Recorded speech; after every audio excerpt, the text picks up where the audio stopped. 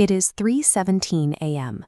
An autonomous agent operating in your Security Operations Center, or SOC, is successfully tracking lateral movement across 3 enterprise subnets. The agent is executing a complex reasoning loop. It correlates raw alerts from the SIEM, the Central Log Management System, enriches specific indicators of compromise, and begins drafting a comprehensive incident report. At 3:18 a.m., the connection abruptly drops. The LLM provider's own anti-fraud system flagged the rapid sequence of API calls as suspicious automation and terminated the session. The operational damage is instantaneous. The agent's active memory is wiped. Its thread of investigation is completely lost.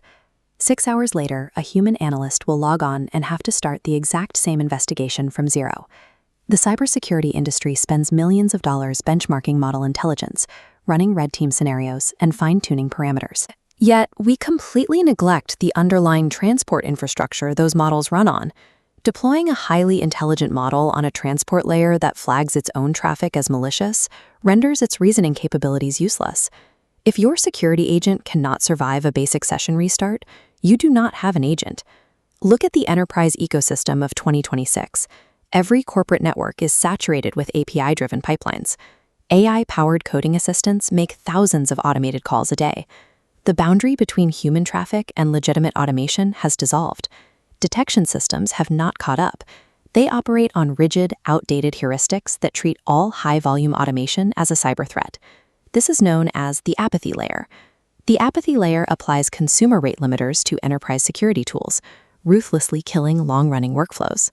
To bypass this, we move to the QB architecture, which uses the Model Context Protocol to turn an LLM into a resilient operational unit.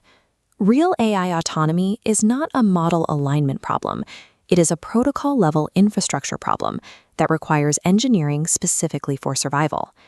Every request your agent makes over an application programming interface, or API, leaves an unavoidable signature at the transport layer. This fingerprint is made of parameters from the initial transport layer security handshake, HTTP2 frame sequences, and header order. Apathy layer systems detect autonomous agents by analyzing these metadata mismatches. They completely ignore the benign nature of the data payload. Pillar 1 of the stealth MCP architecture solves this through protocol mimicry. It wraps the agent's traffic in boring SSL. The immediate result is the agent's JA3 hash becomes perfectly identical to a human browsing the web. The architecture then mimics HTTP2 frame behavior, forcing the pseudo-header ordering and window update sizes to match Chrome's standard 15,663,105 bytes. Transport stealth also requires fixing request timing. Traditional bots poll servers at fixed, predictable intervals. Human interaction is erratic. This scatterplot compares fixed polling against Gaussian timing jitter. The architecture applies a specific mathematical formula called a Box-Muller distribution. By using a 30-second mean, it naturally clusters requests to spoof erratic human delays. There is a limitation here: advanced state-level deep packet inspection. Systems analyzing the microscopic contents and timing of network traffic might still detect microsecond HTTP2 scheduling differences caused by the underlying operating system.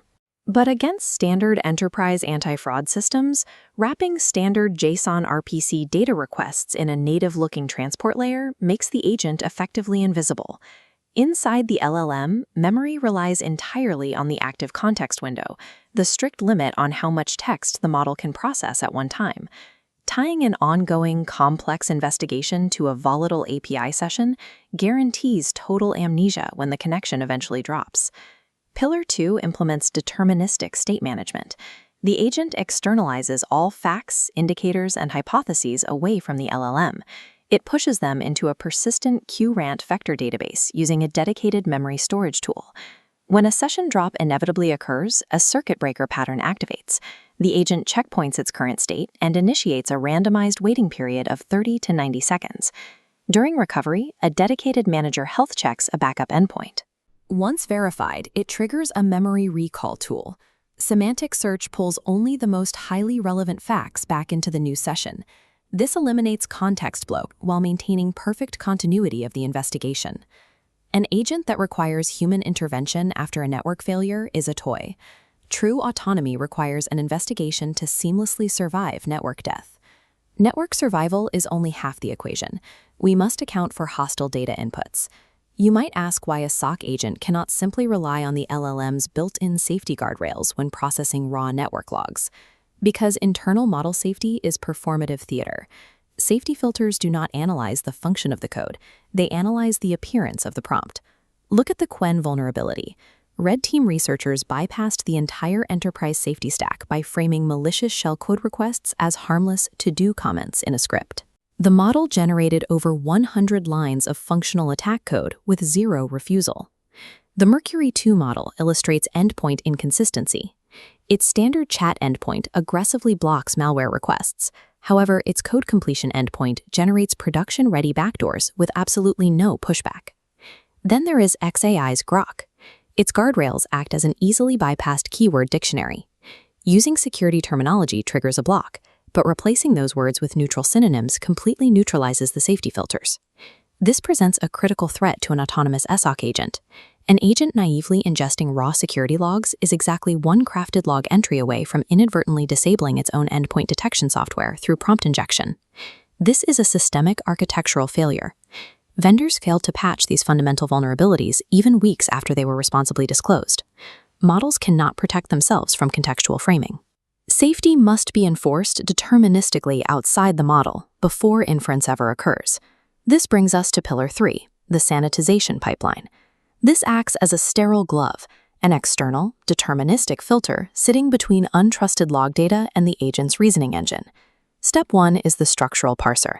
It forcefully extracts only known, safe formats, like the common event format, passing through simple fields like IP addresses, while isolating and neutralizing free text blocks. Step 2 is injection detection. Every structurally isolated field is independently scanned for prompt injection patterns before it ever touches the LLM. Step 3 is template injection. The sanitized data is forced into fixed templates with escaped placeholders. The LLM never processes raw text. But the ultimate architectural defense is zero-trust inference. This is achieved through the physical omission of destructive tools from the MCP server entirely. The agent is granted an intentionally limited toolkit: read-only triage, database lookups, and report generation. Capabilities like disabling users or stopping firewall services are explicitly unregistered. The power of omission is absolute. No amount of sophisticated prompt injection can force an agent to invoke a tool that physically does not exist. This is the QB architecture operating securely within a hostile enterprise environment. The three pillars work in concert. Boring SSL transport mimicry prevents the session from dropping. Quadrant external memory ensures continuous investigation continuity, and the MCP sanitization pipeline neutralizes hostile inputs before they reach the reasoning engine. The modern cybersecurity industry focuses billions of dollars on building marginally smarter reasoning models, while entirely neglecting the resilience of their operating infrastructure. The QB design connects directly to the broader Sentinel Lattice framework. It proves that protocol-level engineering is the required foundation for truly autonomous defensive operations. SOC leads and architects must shift their focus. We have to bridge the gap between an LLM's raw reasoning capabilities and the harsh, unfiltered reality of network transport layers. An AI agent that dies at 3 a.m. because of an unhandled session drop or a hostile log entry is not an agent. It is merely an expensive autocomplete function. True, unkillable AI autonomy cannot be fine-tuned into a model. It begins and ends at the protocol layer.